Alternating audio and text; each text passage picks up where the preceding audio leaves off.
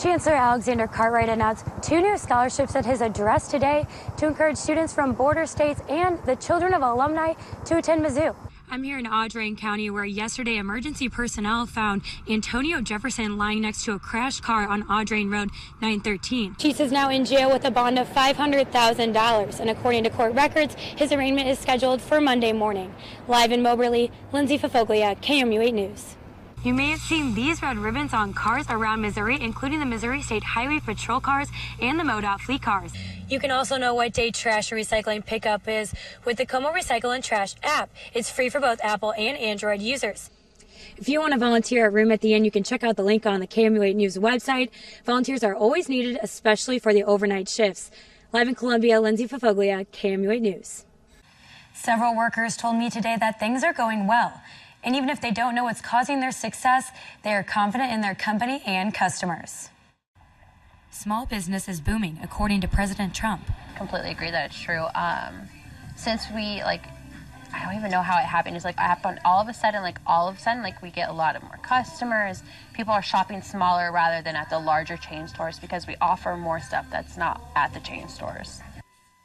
And the president of Columbia's Chamber of Commerce says this kind of success is not isolated. We're hearing good things, really good things. We're seeing things that we haven't seen in a number of years. After the Great Recession, it took time for small businesses to recover. But we're finally hitting that spot where people are comfortable and they're starting to do expansions, hiring more people, maybe expanding their business line, maybe expanding their product lines. Some companies don't know where the recent success comes from.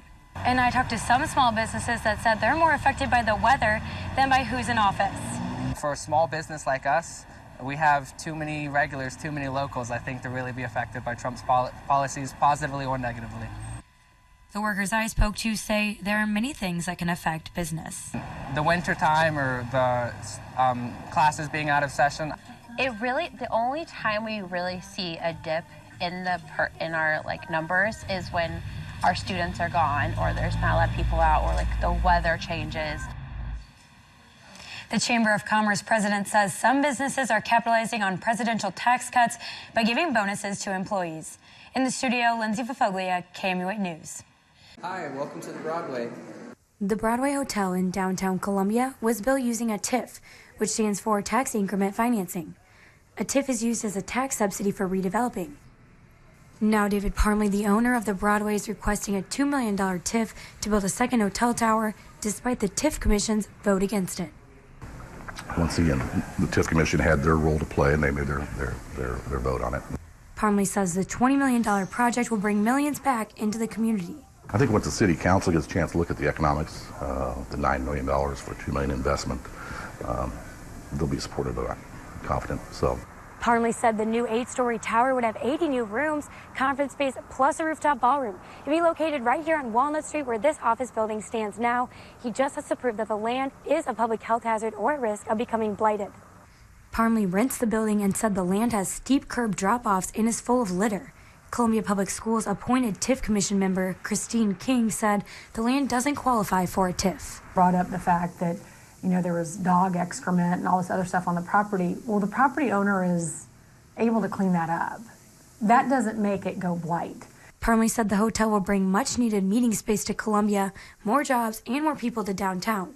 Most involved are supportive of the project, just not the TIF.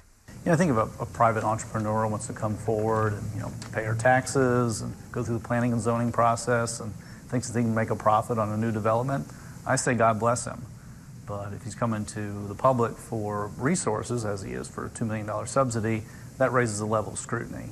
Parmley is still in a lawsuit with the builder of the Broadway, and construction costs have only gone up. Once again, all the risk is on my end here. If prices go up, that's my problem. If things don't work out, my problem. There's no city guarantee for the TIF. They're not promising me anything. If approved, construction will begin in January. King says if they do move forward, what's the point of a TIF commission? But hey, if the city approves it and they move forward, then it's to my benefit to get behind it to make sure it's a success. Parmley says his goal is always to get people out and about in downtown Columbia. Hopefully my passion comes through for the project. It took 4 years to build the last one, and I don't know how sure I want to take to build the next one, but I'm invested in doing it and would like to see it happen and hope for the community support.